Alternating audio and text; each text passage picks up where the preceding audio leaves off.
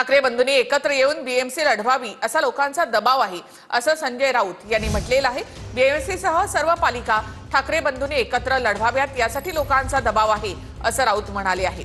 तर आम्ही महाविकास आघाडीमध्ये आहोत, कोणीही अजून बाहेर पडलेलं नाही असंही राऊतांनी स्पष्ट केलंय। आमच्या सगळ्यांवर दबाव असा आहे जनतेचा, जो आपण 5 तारखेला पाहिला असेल की मुंबई महानगरपालिकांसह महाराष्ट्रातल्या महानगरपालिकांमध्ये शिवसेना आणि मनसे, खास करून माननीय उद्धव ठाकरे आणि राज ठाकरे यांनी एकत्र येऊन निवडणुका लढाव्यात हा लोकांचा दबाव आहे। या संदर्भात भविष्यात चर्चा होतील, वेळ आहे अजून, त्याच्यावर त्याचा फार चिंता करण्याचं कारण नाही।